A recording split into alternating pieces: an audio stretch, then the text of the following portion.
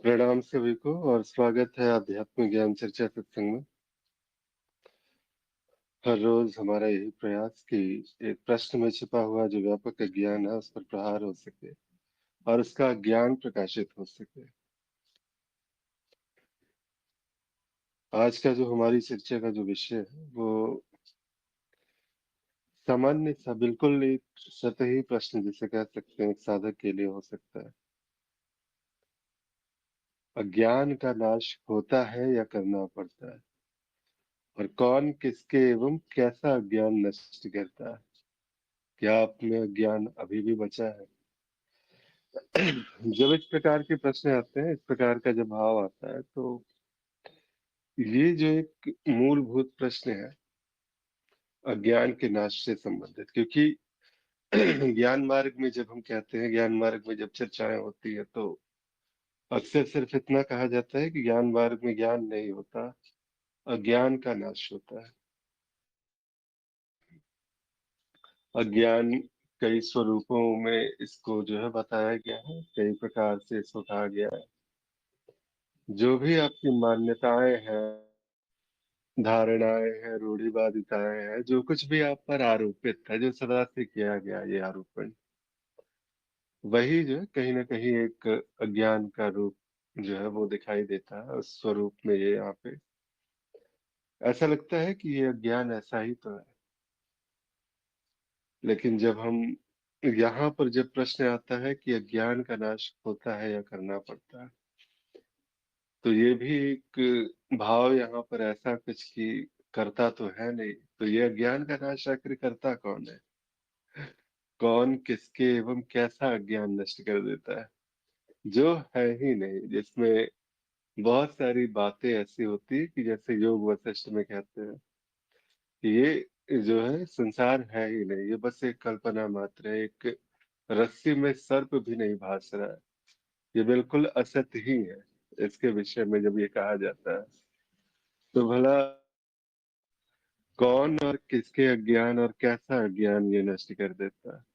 और अंततः ये प्रश्न पूछना कि क्या आप में अब भी अज्ञान बचा है, तो इस प्रश्न के साथ एक संभावना जो अपने भीतर उतर कर उस उत्तर को ढूंढने का एक, जैसे कहते हैं ना, प्रपंच, कि बस एक बार अपने भीतर उतरा जाए और उत्तर ढूंढा जाए वहां पर कि क्या वास्तव में ऐसा ही है जैसी बात यहाँ पे हो रही है।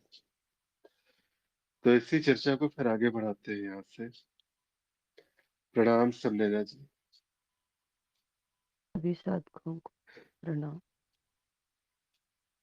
प्रणाम प्रणाम। आज का विषय कुछ बोल सकते हैं इस पे? जी हाँ, बस प्रयास ही कर सकते हैं हम तो। आदि सत्य जी। जी जी। देखिए, अज्ञान का नाश होता है या करना पड़ता है?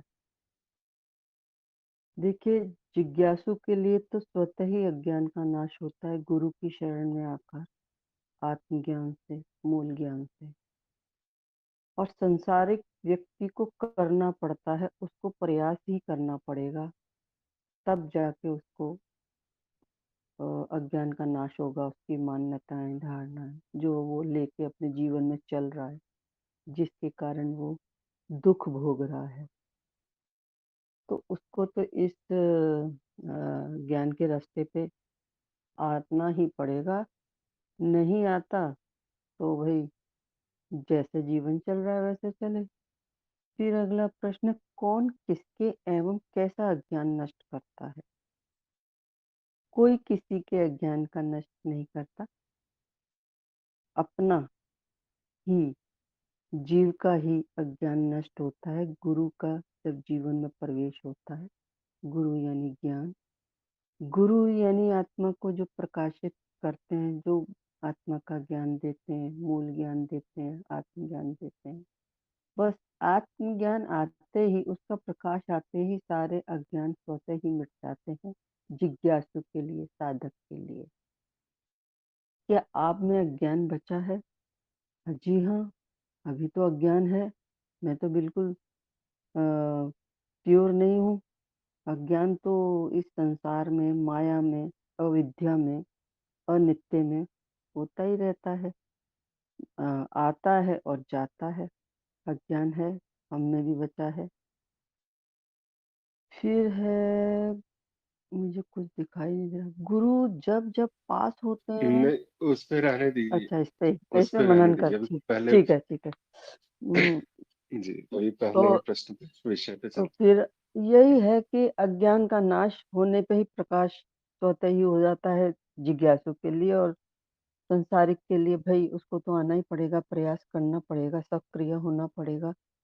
और फिर जब जैसे ही पता चलता है मैं कौन हूँ, क्या हूँ, कहाँ हूँ, बस अ, और जीवन में ज्ञान का प्रकाश होने लगता है। साक्षी भाव में ज्ञानी आने लगता है। ज्ञानी यानी साधक, साधक साक्षी भाव में जैसे ही आता है, तो जीवन में जो कुछ हो रहा है, जैसे मैं अपने अनुभव से कहती हूँ, साक्षी भाव क्या मतलब, जैसे ही उसको वर्तमान क्षण में आ जाता है, वो जैसा है, जो जैसा है उसको वैसा स्वीकार करने लगता है, और सक्रिय एक्शन लेता है उसके लिए। ऐसा नहीं स्वीकार करके बैठ गया, सक्रिय एक्शन लेना। और गलतियां सबसे होती हैं, अपने से भी दूसरों से भी, क्षमा कर दिया तो साक्षी भाव में आ गए हम लोग। और द्वैत, अस्तित्व में द्वैत है, इसको स्वीकारना। और द्वैत है तो एक दूसरे का पूरक है, द्वैत भी, जैसे शांति अशांति। और फिर अहम, अहम को हम, कोई भी ज्ञानी हो या कोई भी हो, नहीं मिटा सकते। इसको केवल हम विलीन कर सकते हैं, और उसको फिर जिसमें कहते हैं हम खड़े होके मैं महान हूँ या मैं मूर्ख हूँ, ऐसा भी कह सकते हैं। ये अहम है एक तरह का। फिर वही वही आत्मा का प्रकाश जो है, जब सब में दिखने लगता है, वही प्रेम है, वही आनंद है। फिर गुरु के आने पर जब पता चलता है मैं क्या, भाई मैं अस्तित्व हूँ, मैं ही दृष्टा हूँ, मैं ही दृश्य हूँ, मैं ही दृष्टि हूँ, बस मैं हूँ।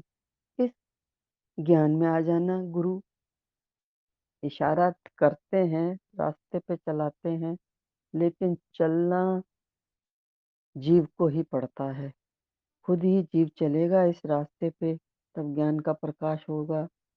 मूल ज्ञान उसके जीवन में आता है, आत्मज्ञान आता है। बस यही है। और फिर ज्ञान, ये सब ज्ञान में कैसे आ सकते हैं? जैसे हम लोग अभी ज्ञान चर्चाओं में आ रहे हैं, सत्संग में आ रहे हैं, इससे विवेक जागृत होता है, आत्मचिंतन को और गहराई मिलती है, ज्ञान का और प्रकाश होता है। यही है, इस तरह की चर्चाओं में आकर हम अपने आप को विवेक में रख सकते हैं, वर्तमान में रख सकते हैं। बस इतना ही है। आत्मज्ञान से सच्चे स्वरूप का ज्ञान हो जाता है, बस इतना बहुत है। मेरा तो मनन यही कहता है। अब आदि सतगुरु जी आप भी बताइए, आगे प्रकाशित कीजिए कुछ। प्रणाम। हैं। जी, जी, प्रणाम। और कोई साधक कुछ कहना चाहते हैं? जी, भीष्म जी लगता है मार्ग में है अभी। चलिए ठीक है। जी प्रणाम आदि सत्य जी। जी भीष्म जी, जी प्रणाम। सबको प्रणाम। आज के विषय पे। जी, आज की चर्चा का विषय अज्ञान का नाश होता है या करना पड़ता है। ये ऐसा प्रश्न है कि रात का नाश होता है या उसका नाश करना पड़ता है। भाई सभी चीजें अपने आप होती हैं, अपने आप बनती हैं, अपने आप मिटती हैं। समुद्र कोई लहर बनाता नहीं है, लहरें अपने आप बनती हैं, अपने आप मिटती हैं। समुद्र को पता भी नहीं होता कि लहर बन रही है, मिट रही है। मैं ही वो आकाश हूँ जिसमें बादल बनते हैं और मिटते हैं। मैं बादल बनाता नहीं, मैं मिटाता नहीं। मुझे पता भी नहीं है कि बादल जैसा कोई चीज भी होता है, क्या बन रहा है, क्या मिट रहा है। स्वप्न होते हैं, प्रतीत होते हैं, प्रतीति काल में जरूर रहता है कि है, पक्का है, लेकिन स्वप्न की स्थिति से बाहर आने के बाद कोई प्रतीति भी नहीं। स्वप्न को मैं बनाता नहीं, मैं मिटाता नहीं, लेकिन होता मेरे से ही है, मेरे में ही है। मेरे अलावा कोई है नहीं जहाँ पे कुछ भी हो, प्रतीति भी हो। सब कुछ मेरे में ही है, मेरे से हो रहा है, मेरे से बनता है, मेरे से मिटता है, लेकिन मैं किसी चीज का करता नहीं, मैं किसी चीज का भोगता नहीं। प्रकृते क्रियमाणानि गुणः कर्माणि सर्वतः। जो मूर्ख है, अहंकार कर्ता अहमिति मन्यते, जो कर्ता मानता है, ये मूर्खता है। गुणा गुणेषु वर्तन्ते।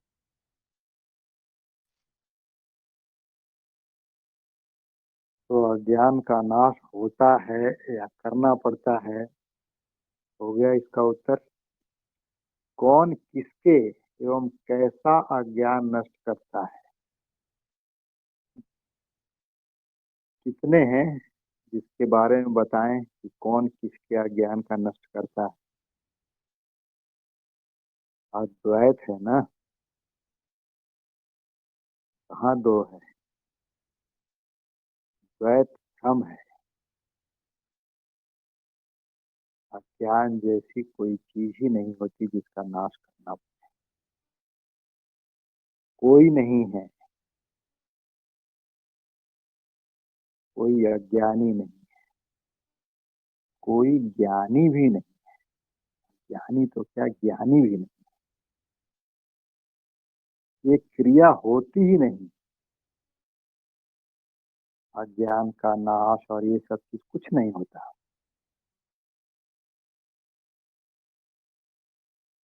क्या आप में अज्ञान बचा है? बढ़िया प्रश्न है जी। मैं कहाँ हूँ, मैं कौन हूँ? जिस दिन यही पता लग जाए कि मैं कौन हूँ, ये प्रश्न ही ना बचे।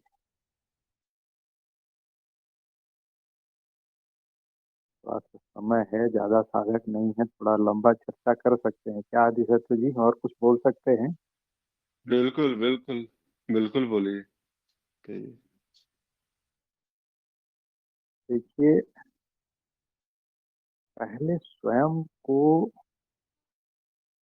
ये भी प्रतीति ही है, स्वयं को जाना नहीं जा सकता, ये बस इशारा मात्र है कि क्या है।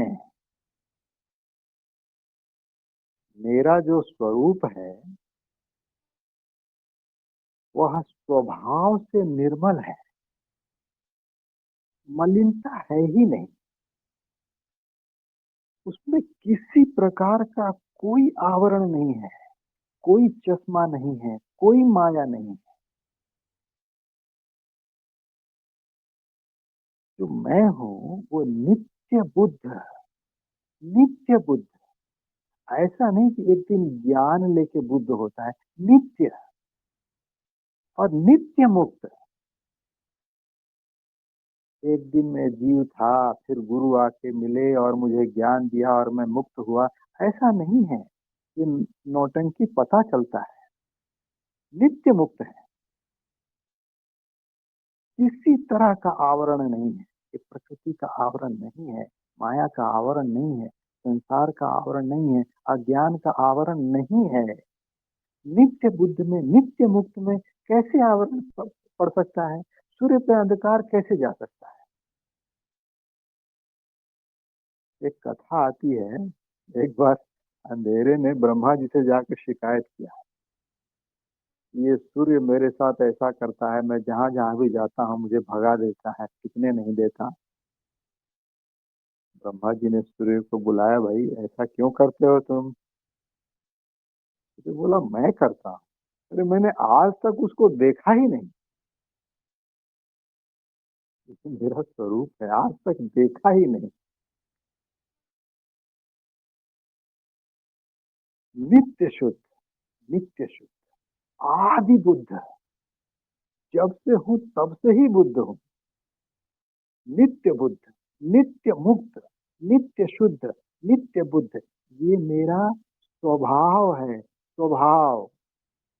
ये मुझे बनाना नहीं पड़ता, ये मेरा स्वभाव है। और देखिए, कोई भी वस्तु अपने असली स्वभाव का परित्याग नहीं करती। अग्नि कभी शीतल नहीं होता,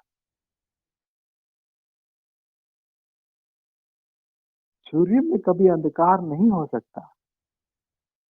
ये जो मुझ आत्मा का ये स्वतः स्वभाव है, ऐसा ही है। एक मांडुक्य उपनिषद का 7वां मंत्र है। इसको देखते हैं। नान्तः प्रज्ञम, ये देखिए, ये अद्वैत की पराकाष्ठा है। ये हमारे स्वरूप की पराकाष्ठा है।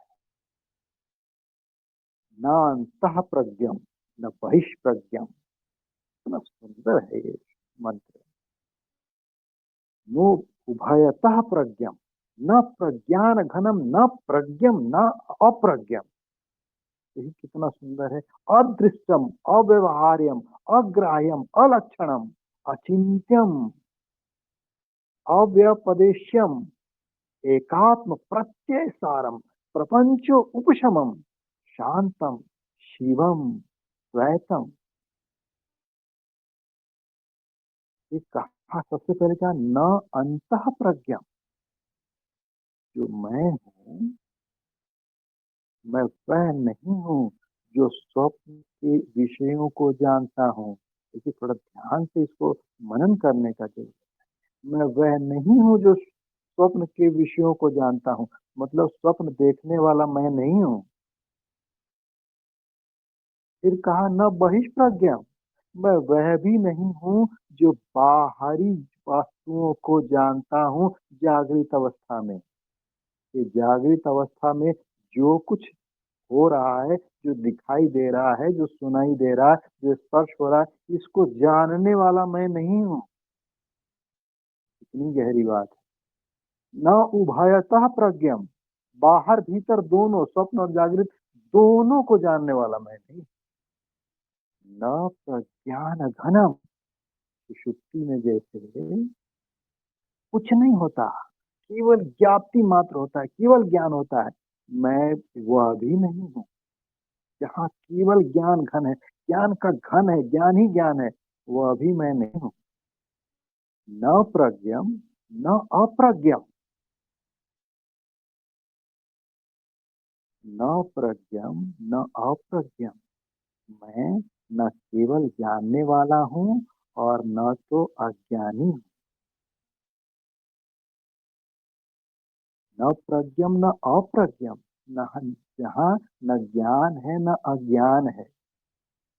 अदृष्टम, मुझे कोई देख नहीं सकता, इंद्रियों से द्वारा दिखाई नहीं देता।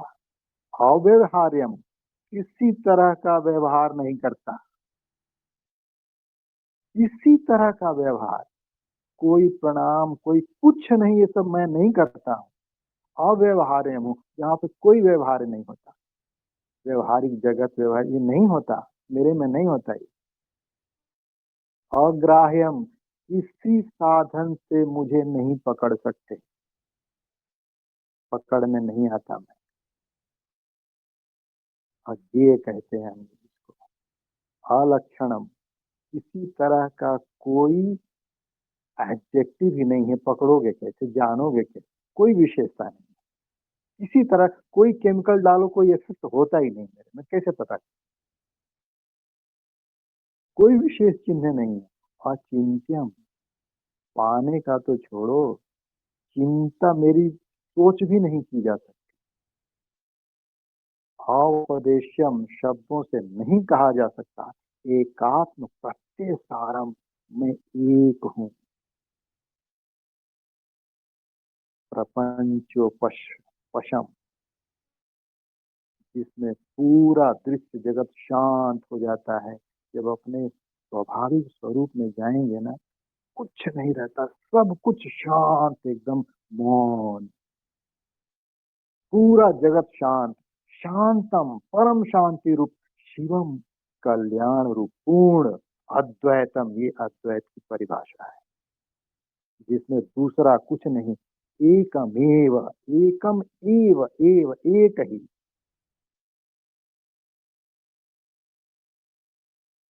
इसी को कहते हैं, नाम दे दिया जाता है इसको तुरीयावस्था। वही मैं हूं, यही जानने योग्य है। बस इतना सा जान लें और कुछ जानना नहीं। न जागृत है, न स्वप्न है, न सुषुप्ति है, न जानने वाला है, न अज्ञान है। वह किसी अनुभव, किसी विचार, किसी शब्द, किसी चिन्ह से पकड़ा नहीं जा सकता। जहाँ पे पहुंच के सब चीज शांत हो जाता है। ब्लैक होल साइंस में पढ़ते थे हम।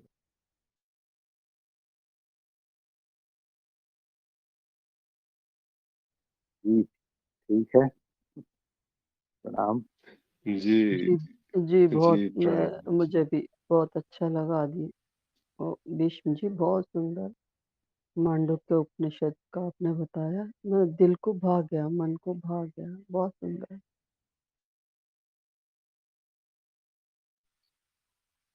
जी, और कोई साधक कुछ कहना चाहते हैं आज की चर्चा के इस प्रथम विषय पर, या अभी जो कहा गया उस पर अगर कोई प्रश्न हो रहा हो, उठ रहा हो, अवश्य पूछिए। जी, आज की जो चर्चा का प्रथम विषय था, और ये बिल्कुल जैसे कहते हैं ना कि आज जो चर्चा शुरू भी हुई थी हमारी, उस वक्त भी इसकी जो पृष्ठभूमि थी, उसमें भी यही मैंने कहा भी था उस समय कि जिस क्षण जो है ज्ञान का नाश होता है, जो प्रश्न है, इस प्रकार का जो प्रश्न आता है, हर प्रश्न जो है एक प्रयास है। जैसे कहते हैं कि एक बार वो भीतर, हम संसार में, माया में इतने लिप्त से दिखाई पड़ते हैं, इतने, जो एक बात है कि ये जो अज्ञान का जो विषय है, हमारी मान्यताएं, जिसने अब तक हमें परिभाषित किया हुआ है, जो अब तक हमारी पहचान बना करता है, इस पहचान से अलग जो वास्तविकता है, वहां तक एक बार उस ओर देखने का प्रयास करें। तो यही है, चर्चाओं में जब अलग अलग प्रकार के दृष्टिकोण आते हैं, तो वहां एक संभावना बनती है उस ओर देखने का। जिस ओर दृष्टि जाते ही ये देखने वाला घोल सा जाता है, मिलता ही नहीं है वहां पे। तो इतनी सुंदर सुंदर चर्चाएं, ऐसी ही अभिव्यक्तियां जब आती है, तो वो स्वतः जो है वो चीजें सिर्फ वो ये कही नहीं जा रही है। हर शब्द अगर वो बहता सा प्रतीत होता है, हर शब्द के साथ बिल्कुल वहां पर कोई भी एक ऐसी बात नहीं कि जैसे कहते हैं ना कि एक धारा में जो है कहीं कोई अवरोध सा नहीं।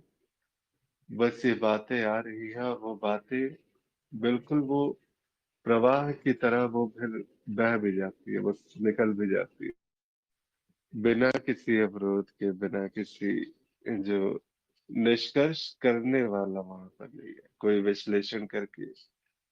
ये एक सुंदर, जितनी भी बात, जैसे कहते हैं कि अद्वैत की बात जब होती है कि एक ही तो है, वहां पर एक भी नहीं, जैसे कहते हैं कि एक भी अगर कहा गया तो वो तो निष्कर्ष पर वहां पे है।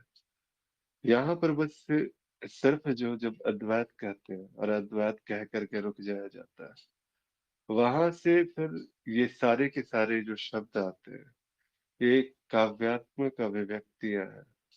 अलक्षणम, अप्रज्ञा, प्रज्ञे, ये जितनी भी बातें हैं, ये क्या है, ये वास्तव में अगर ये सुनते हुए, ये जब जब ऐसा लगता है, जब जब ये भाव आता है, तो ये किसी के अज्ञान के नाश के लिए नहीं, बस एक काव्यात्मक अभिव्यक्ति, एक कविताएं वहां से जो निकल के आ रही है, ऐसा ही तो है। हर बात, हर शब्द, हर इसकी जो हर शब्द का जो मर्म है, उस मर्म में भी उसका एक विश्लेषण नहीं है।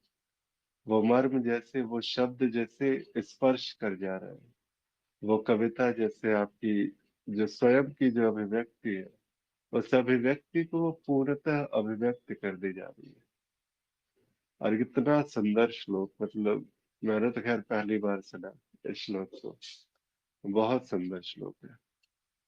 एक बार अगर भीष्म जी यहाँ पे भी डाल दे जरा, एक बार मैं फिर से भी जो है उसको पढ़ लूंगा, उसके अर्थ के सहित में यहाँ पे।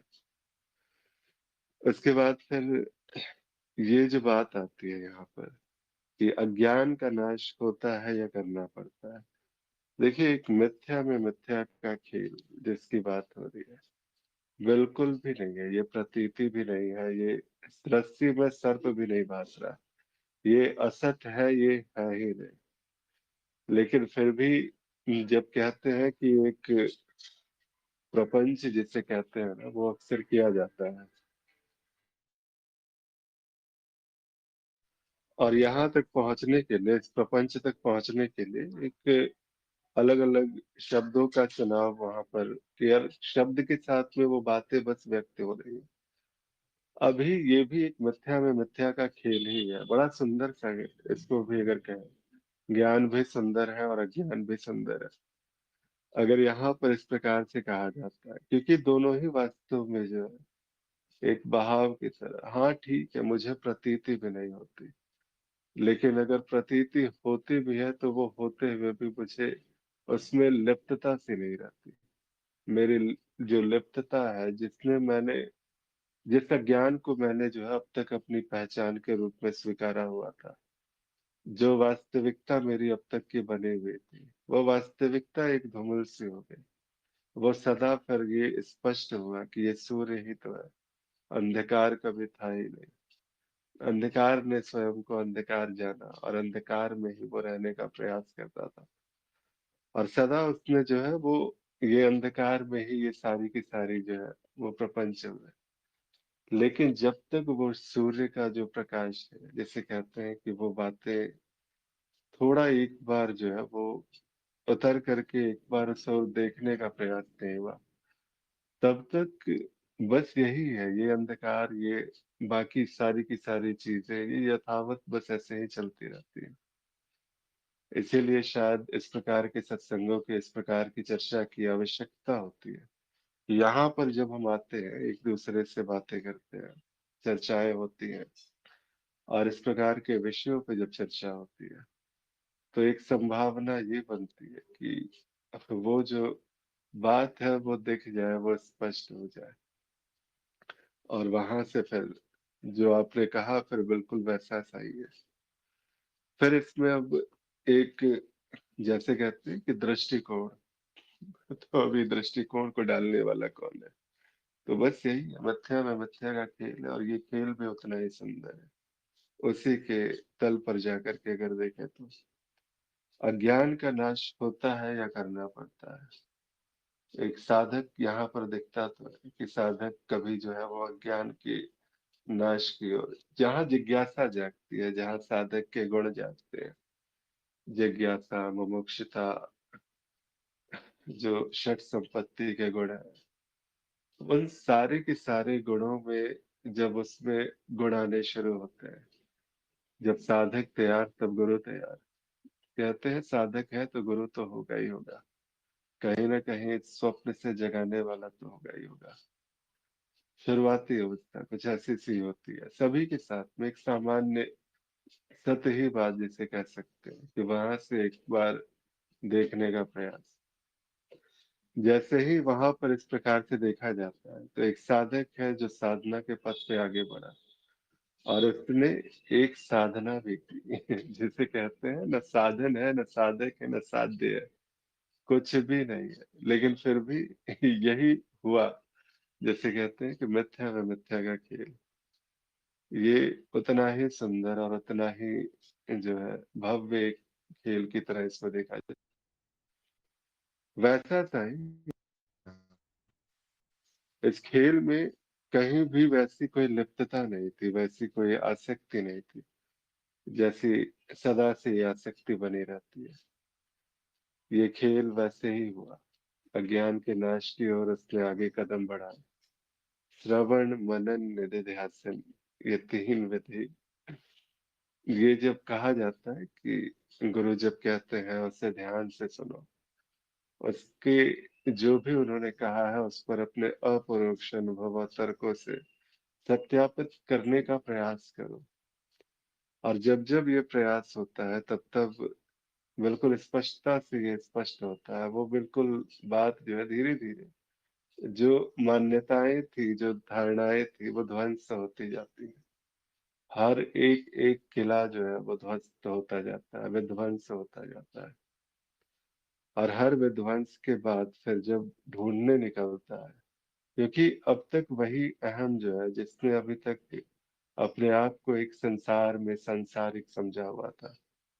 कोई व्यक्ति माना हुआ था जो उसने अब तक जो है स्वयं को पता नहीं क्या-क्या माना हुआ था इस अज्ञान की, क्योंकि अज्ञान अनंत है, कुछ भी अज्ञान हो सकता है। तो ये जो अनंत अज्ञान जो थे, उन अनंत अज्ञान में से धीरे-धीरे उसकी जो बातें थी वो धीरे-धीरे स्पष्ट होने लगी। वो उसका विध्वंस वहाँ पे होने लगा। और जिस क्षण वो गति हुई, जिस क्षण उस ओर जानने का प्रयास हुआ, अंततः जैसे ही वो बात स्पष्ट हुई, जैसे ही वो बात प्रमाणित हुई, वहां पर ये दिखाई नहीं कि अब ये व्यक्ति जिसने एक साधना की थी कभी, अब वो साधक को ढूंढता फिरता है लेकिन साधक कहीं दिखता नहीं। एक अनुभव मात्र है, सारा का सारा पर परिवर्तनशील अनुभव, मिथ्या अनुभव, सारे अनुभव मिथ्या है। और वो स्वतः जो है वो चीजें वो वहां पर स्पष्ट हो जाती है। तो ज्ञान का नाश होता है या करना पड़ता है? करना पड़ता है अगर ये कहा जाए तो एक साधक की दृष्टि से देखा जाए कि जो अभी अभी ज्ञान मार्ग में आया और उसने एक प्रयास किया अपने उस जिज्ञासा को शांत करने का, तो बिल्कुल यहाँ पे उसे करना पड़ रहा है उस अज्ञान का नाश। उस ओर देखने का वो प्रयास करता है और जैसे जैसे वो प्रयास करता है वो स्पष्टता आती है, तो ये भी स्पष्ट हो जाता है कि अज्ञान का नाश बस होता है। यहाँ करता तो कभी कुछ था ही नहीं, कभी कोई करने वाला यहाँ पर था ही नहीं। ये अज्ञान का नाश बस हुआ और ये सदा से ऐसा ही था। ये अज्ञान जैसी जो परिवर्तनशील जो बातें थी, उसको मैंने अपना सत्य जाना हुआ था। बस कुछ ऐसा सा ही था। कौन किसके एवं कैसा अज्ञान नष्ट करता है? यहाँ पर ये भी प्रश्न जैसे कहते हैं कि स्तरों के हिसाब से अगर देखा जाए कि एक स्तर से अगर देखते हैं अज्ञान की तरह से, तो वहां से तो बिल्कुल स्पष्टता से उत्तर मिलता है कि गुरु जो है वो शिष्य के जो मान्यताएं थी, मान्यता रूपी अज्ञान था उसका नाश करता है। यहाँ पर वो सभी हर एक शब्द की जो है एक परिभाषा हो जाती है। कोई गुरु कह देता है, कोई गुरु क्षेत्र कह देता है, कोई साधक कह देता है कि किसके अज्ञान का, तो साधक के अज्ञान का जिसने जानना चाहा था। कैसा अज्ञान, तो वही अज्ञान जो सारी की सारी जो अज्ञान की बातें, मान्यताएं, जो जो भी आरोपित थे उस पर बातें, वो सारी की सारी बातें। लेकिन जिस क्षण ये बात स्पष्ट होती है, जिस वक्त ये घटना घट जाती है, तो कहाँ है ये दो जो बार बार ढूंढने का प्रयास भी करता है। अंतिम बंधन जिसे कहते हैं कि गुरु भी जो है अगर वहां पर अभी तक उसने एक अंतिम बंधन जो है वो भी अगर शिष्य के साथ में किसी प्रकार का बंधन उसने बनाए रखा है, तो वो भी गुरु नहीं। वो स्वतः इस बंधन को भी काट देता है कि ना कभी कोई गुरु हुआ ना कभी कोई शिष्य था। ये बस एक अद्वैत ही है और अद्वैत की ही यहाँ पर द्वैत जब कहते हैं तो ये एक समझ के लिए विभाजन करता हुआ वो बस समझाने का प्रयास करता है, उस और दिखाने का प्रयास करता है। यहाँ कहते हैं कि अब विध्वंस के बाद यहाँ पर कुछ बचता भी नहीं है। एक सपाट धरती भी नहीं बचती है ना आकाश बचता है। तो बस वो है, वो हो जाना, जब होने के बाद यहाँ पर कौन किसके एवं कैसे जैसे प्रश्न ही नहीं उठते। सिर्फ सिर्फ एकमात्र है वो होनापन। उस मौन की अनंत तरंगे जो इस प्रकार से अभिव्यक्त हुई, कभी किसी ने स्वयं को गुरु कह दिया, कभी किसी ने स्वयं को शिष्य मान लिया, और कभी किसी शिष्य ने अपने अज्ञान का नाश कर लिया। लेकिन इस मौन से ही वो तरंग निकली, और इस मौन में ही स्वतः विसर्जित हुई। यहाँ पर किसी प्रकार का कोई चुनाव नहीं, कौन किसके और कैसे जैसा। बस ऐसा ही था, उसको ऐसा ही जाना गया, और ऐसा ही वहां पर जानने वाला जो था, वो भी वहीं पर विसर्जित हो गया, इसी जानने के उपक्रम के साथ में। क्या आप में अज्ञान बचा है? तो यहाँ पर फिर वही चीज है, ये दो लाने का प्रयास, मैं और अज्ञान, ये दोनों जो है यहाँ पर खड़ा करने का एक प्रयास प्रश्न में। और प्रश्न जो है, कोई ना कोई यहाँ पे ऐसा है, एक साधक जो अपने, अगर गुरु से ये प्रश्न करे कि क्या आप में अज्ञान बचा है, कुछ बातें ऐसी होती है जहां पर जब कहते हैं कि बस एक मौन ही है इसका उत्तर, उसके अतिरिक्त कुछ भी नहीं, क्या बता सकते हैं वहां पर। वो तो बस दिखाने का प्रयास कर सकता है। एक अगर साधक से अगर पूछा जाए ये प्रश्न, क्या आप में ज्ञान बचा है, तो बिल्कुल वो अपने भीतर उतर करके बुद्धि चलेगी, और बुद्धि कोई ना कोई निष्कर्ष दे करके उसे एक और ढकेल ही देगी, या तो हाँ या तो ना, इन दोनों ही स्थितियों में। ये दोनों ही स्थिति जो है, दोनों ही हाँ या ना जब उत्तर आते हैं, तो ये किसी न किसी एक निष्कर्ष से उत्तर आ रहा है। और जब जब ऐसा निष्कर्ष आता है, तब तब तो वहां पर निष्कर्ष को जो करने वाला और निष्कर्ष तक पहुंचने वाला, वो अभी भी यथावत बचा हुआ है, वो भी अभी भी जो यथावत उस निष्कर्ष तक पहुंचने का वो सारा का सारा वो प्रपंच जाल कर ही रहा है।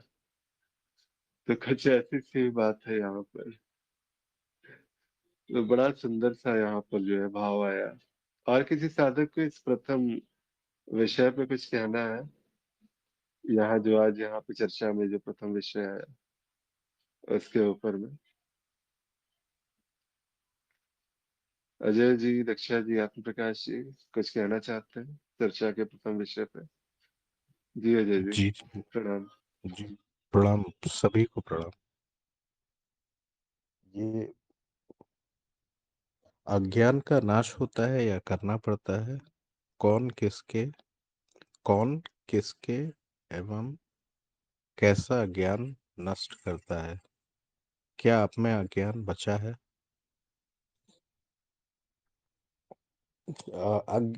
मतलब मैं केवल अनुभव आधारित ही बात कर रहा हूँ यहाँ पे। अज्ञान का नाश होता है या करना पड़ता है, जो पहला भाग है इसका, कि अज्ञान का नाश होता है स्वयं ऐसे, मतलब कोई विधि नहीं है इसकी ऐसे कि बैठ के और अज्ञान का नाश हो रहा है आमतौर पे। अ, मतलब जो मतलब हमारा कार्य जब तक साधक है, उसका कार्य केवल इतना ही है कि वो गुरु के समक्ष उपस्थित हो जाए, और जो भी वो ज्ञान दे रहे हैं या जो उपदेश या प्रवचन दे रहे हैं, उनको जिस भी प्रकार आत्मसात कर सकता है वो अपनी अ, शुरुआत में तो खैर प्रयास ही लगेगा, क्योंकि आमतौर पे ग्रहणशीलता होती ही नहीं है शुरुआत में। तो अब होता क्या है कि जिस प्रकार गुरु के मुख से जानकारियां आती है, वो स्वतः ही आपके मतलब भीतर वो प्रकाशित होता जाता है अज्ञान की। और गुरु आमतौर पे बातचीत में इसी प्रकार के, मतलब हमें तो खैर समझ में ही नहीं आता, हमें अपनी गलतियां दिखती ही नहीं है। लेकिन जो गुरु होता है, गुरु का मतलब ही हो गया वो कोई भी जो आपसे अधिक जानता हो, तो उसको वो गलतियां इजीली दिख जाती हैं, और वो विशेष रूप से वो अ, जो भी जहाँ पे अंधकार रह जाता है वहां पे चोट कर देते हैं। अब चोट करने के बाद फिर अ, यहाँ पे अब दूसरा प्रश्न शुरू होता है कि कौन किसके एवं कैसा ज्ञान नष्ट करता है। तो वास्तव में तो मतलब गुरु का कार्य केवल संकेत करना है, और यहाँ जब हम गुरु बोल रहे हैं तो गुरु को हम केवल एक व्यक्ति के रूप में सीमित नहीं कर सकते कि एक किसी देह में कोई व्यक्ति बैठा है और केवल वही पंच भौतिक मतलब 5 तत्वों से बना हुआ वो शरीर कोई गुरु है, ऐसा तो नहीं है, और दूर दूर तक नहीं है। वो बस ऐसा भी नहीं बोलेंगे कि वो बस एक माध्यम, वो माध्यम है, और इसके लिए मतलब बहुत कृपा है उनकी। और अ, वो मतलब ऐसा कहा नहीं जा सकता कि किसी ने ज्ञान दिया है और किसी ने ज्ञान लिया है। बस एक चीज कही गई है, और स्वतः ही वो जाके, क्योंकि हम्म, जब जब अज्ञान का नाश होता है तो हम बहुत टेक्निकल वे में देखें तो वहां पे केवल एक मनन हो रहा है। ठीक है, मतलब कुछ सुना गया है, वो अपरोक्ष अनुभव और आपके तर्क के आधार पे प्रमाणित हुआ है, आपका स्वयं का ज्ञान बना है, और जैसे ही आप उस चीज को जान गए आप स्वतः उससे मुक्त हो जाते हैं। यही मतलब एक अज्ञान का नाश होना। मैं इसको ऐसे ही देखता हूँ कि गुरु द्वारा सुझाई गई किसी भी बात का जो मंथन है वो या मनन है वो स्वयं के भीतर ही होता है, और वो स्वतः ही नाश हो जाता है। मतलब ऐसा कुछ विशेष करना वरना नहीं पड़ता, वो स्वचालित होता है। और जब थोड़ी स्पष्टता आने लग जाती है तो ये दिखने लग जाता है कि वास्तव में बोलने वाला और सुनने वाला एक ही है, गुरु और शिष्य भी एक ही है। जिस समय वो मतलब वो बैठ के सुन रहा है उस समय वो शिष्य है, और जिस समय वो मनन कर रहा है या कुछ भी कर रहा है तो वो वास्तव में वो गुरु द्वारा दी गए या एक अ, ज्ञान है या एक स्मृति है, या आप इसको जैसे भी परिभाषित करें, मैं एग्जैक्टली इसकी क्या परिभाषा होगी वो तो नहीं समझ पाता। लेकिन गुरु का एक मतलब ज्ञान का अंश एक प्रकार से हमारे भीतर प्रविष्ट होता है, और उसी में अ, हमें दिखता है वो जो अज्ञान है वो हमें दिख रहा होता है, तो लेकिन सिर्फ दिखता ही है, नाश उसका स्वतः होता है। मतलब ये किसी प्रयास से नहीं होता कि मतलब जैसे झूठ नहीं बोलना है इस बात पे ये ऐसे बताया है ही नहीं आ सकता, और ना ये कोई उपदेश है। वास्तव में जब उस जिस भी दिन उसके ऊपर आपकी इंटरनल एक मनन की प्रक्रिया आ जाएगी वास्तव में, और वहां पे आपको झूठ क्या है वो दिखना शुरू हो जाएगा, तो वो अपने आप ही धीरे धीरे धीरे धीरे गिरना शुरू हो जाएगा, और आपका अंदर से भीतर से आचरण परिवर्तित होगा। अ, अज्ञान का नाश वास्तव में होता भी यही है कि सिर्फ वो आपके बौद्धिक अज्ञान के नाश की बात नहीं हो रही। जब अज्ञान का नाश होता है तो उसके जो अ, मतलब प्रभाव है वो आपके व्यक्तित्व में और आपके दैनिक जीवन में आसानी से देखने मतलब आसानी से परिलक्षित हो जाते हैं। और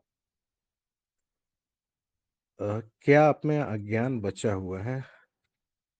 इस प्रश्न का जवाब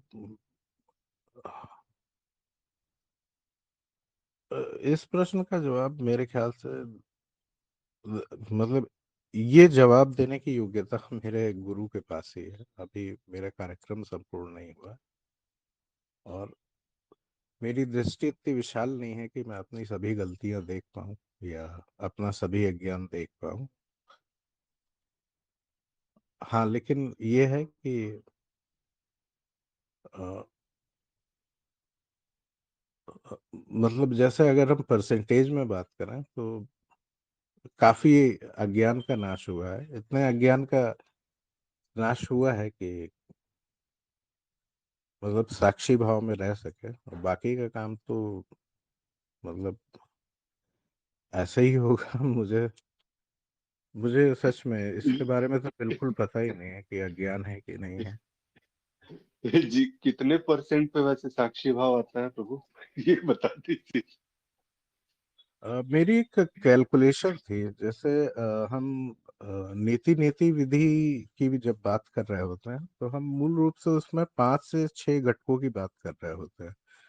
अ, जैसे एक भावना को लेके हम चल रहे होते हैं, ठीक है, कि भावनाओं में लिप्तता बची है या नहीं बची है, इच्छाओं में लिप्तता बची है या नहीं बची है। तो ऐसे मैं मतलब मेरी अपनी ओन कैलकुलेशन जो थी उन 7 चीजों में, और कितनी चीजें उसमें से रह गई हैं, उसको इवेलुएट करता हूँ तो मैं, मुझे तो ऐसा लगता है लगभग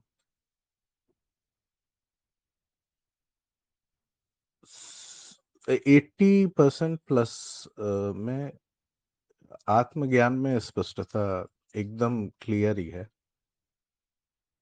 कुछ जो ऐसी इच्छाएं हैं जो अभी पता ही नहीं है, और वो पता नहीं कहाँ से पकड़ा दी जाती हैं, और पता नहीं क्यों उनको हम पकड़ भी लेते हैं। वो ना पकड़ी गए हैं, बस वही, या अभी कुछ कह नहीं सकता मैं वास्तव में जी तो नहीं जानता है। ठीक है। वैसे देखिए एक्चुअली क्या है ना कि जब ये जैसे परसेंटेज और इस प्रकार का ये सारी बातें आती तो मेरा जो एक निजी मनन अगर आप कह सकते हैं कि अगर कहा ही जा रहा है तो वो बस इतना कहते हैं कि अगर वो बात है ज्ञान की बात, आत्मज्ञान की ही बात है, वो स्पष्टता बस उसी क्षण आती है जिस वक्त आप वो हो जाते हैं, जिस वक्त ये कैलकुलेशन से परे चले जाते हैं सभी। नहीं तो फिर बाकी कुछ भी है, ये बुद्धि कुछ भी रच देती है। ये मेरा ऐसा निजी मनन था। बाकी आगे आप सभी वरिष्ठ साधकगण हैं, आप लोग देख सकते हैं क्या है क्या नहीं है। चलिए इसमें हम थोड़ी से जो है आज एक चर्चा के दौरान में एक भाव आया था, एक प्रश्न मतलब एक विचार जो है कुछ ऐसा सा था कि ये भीष्म जी ही शायद अभी नहीं है वो। चर्चा के दौरान में ये वाला श्लोक जो है मांडुक्य उपनिषद का बड़ा सुंदर सा श्लोक था। और ये श्लोक कम ये कविता ज्यादा लगती है। नानंतः प्रज्ञा न बहिष्प्रज्ञा। ये जितना है ना अंतः प्रज्ञा न बहिष्प्रज्ञा, ये सारी की सारी जो बात है आत्मा जिसे कहते हैं कि वह न तो अंतर्मुखी चेतना है न बहिर्मुखी चेतना, और न दोनों का ही संयोजन है। ये कभी किसी शिष्य ने कभी पूछा होगा, और शायद ये ऐसे कहते हैं ना कि उस अज्ञेयता से, उस शून्यता से, उस अद्वैत की बात जब होती है तो वहां से कुछ कविताएं बाहर आती है। ये शायद हो सकता है ये बहुत हद तक उस कविता की तरह ही दिखती है। ना तो वह ना तो अंतर्मुखी चेतना है ना बहिर्मुखी चेतना, और न ही दोनों का संयोजन है। वह न तो सघन चेतना है, गहरी नींद की अवस्था, न ज्ञानी है और न ही अज्ञानी है। वह दृश्य है, अव्यवहार्य है, अग्राह्य है, और उसका कोई लक्षण और उसकी कोई विशेषता नहीं है। वह अकल्पनीय है, अव्यपदेश्य है, जिसका वर्णन नहीं किया जा सकता, और एक आत्मा के निश्चित ज्ञान का सार है। वह सभी सांसारिक प्रपंचों या माया से परे है, शांत है, शुभ है, शिव है, और अद्वैत है।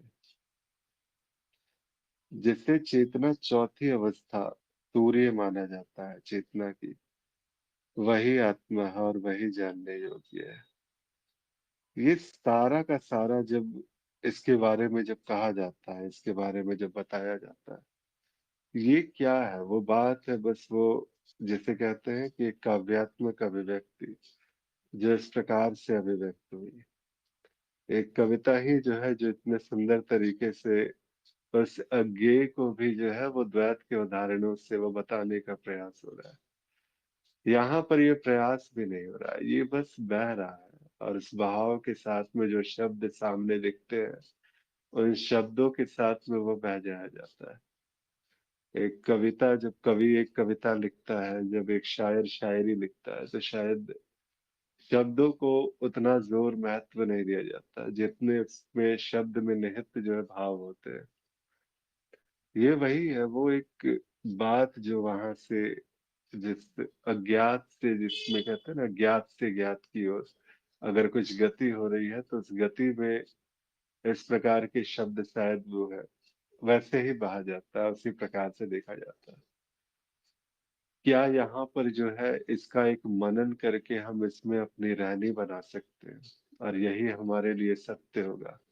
बिल्कुल भी नहीं। एक जो निश्चित जीव जिसे कहते हैं कि एक बात है कि ये अगर प्रमाण है किसी के लिए तो जिसके लिए है ये उसके लिए सत्य हो सकता है। उसके लिए वो कविता है वो इस प्रकार से ये सूचना मात्र है।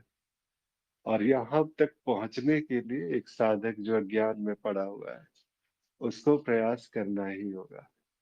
और जब तक वो यहाँ पहुंचेगा नहीं, जब तक उसके स्वयं के लिए वो बात स्पष्ट नहीं होगी, तब तक वहां पर वो ये जो भाव है इसको समझ में भी बहुत सारी बातें ऐसी है कि इसमें एक एक शब्द के पीछे जो है फिर वो चर्चाएं वो बात वहां पर एक एक शब्द को लेकर के बैठा जाएगा और फिर उसमें जो है कुछ ना कुछ कमियां या खूबियां उसमें से निकाली जाएंगी। ना यहाँ कमियां ढूंढनी है ना खूबियां निकालनी है। जब इस प्रकार के श्लोक आते हैं या इस प्रकार का भाव आता है तो वो बस उसको बहने दिया जाता है और एक बार अपने स्वरूप में स्थित होकर इस बहाव को देखने का जो प्रयास होता है तो बस ये वही है, इसमें कहीं कोई फिर अवरोध नहीं है। ये एक मौन की एक ऐसी तरंग जिसे कहते हैं कि जो सहर्ष यहाँ पर जो है सामने भी अगर वो अचेतन है उसमें भी प्राण फूंक दे। कुछ ऐसी सी बात काव्यात्मक ही है ये भी। तो बस वही है काव्यात्मक अभिव्यक्ति है। तो इसका अभ्यास नहीं करना है बस यहाँ तक ये जो स्थिति है ये स्वतः घटित होती है। एक बार भी नीति नीति अगर वो प्रमाणित हुआ वो जिस क्षण उस गंगा गंगोत्री से जब निकल पड़ी है तो अंततः जो है वो गंगा सागर में स्वतः पहुंचेगी। बार बार प्रश्न के साथ में वहां अवरोध करना ये भी कहते हैं कि हाँ ठीक है थोड़ा बहुत घूम फिर के भी पहुंचना है, पहुंचना तो अब है ही। एक बार वो संभावना उस रूप में आ गई है तो वो संभावना अंततः अपनी जो मूल स्थिति है उसको प्राप्त कर ही लेगी। और मूल स्थिति बस वही जहाँ कोई निष्कर्ष नहीं, जहाँ संभावना जैसी कोई बात नहीं। अभी इसी क्षण भी अगर देखें तो क्या ये जागृत भी है क्या वास्तव में? ये है ही नहीं। ये वैसा ही है जैसे कहते हैं कि असत है संपूर्णता से। बस लेकिन यहाँ पर ये जारी है ये सारा का सारा प्रपंच। लेकिन ये जारी रहते हुए भी इसमें अब वो लिप्तता नहीं, वो बात नहीं। सिर्फ इतनी सी बात है। जी आज जितने भी भाव यहाँ पे रखे गए जो भी अ, तरीके से इसमें कुछ भी कहा गया इस पर किसी को भी अगर कोई प्रश्न हो कुछ पूछना हो या अपने कोई भी भाव है इसके ऊपर अगर व्यक्त करने हो तो अवश्य कीजिए।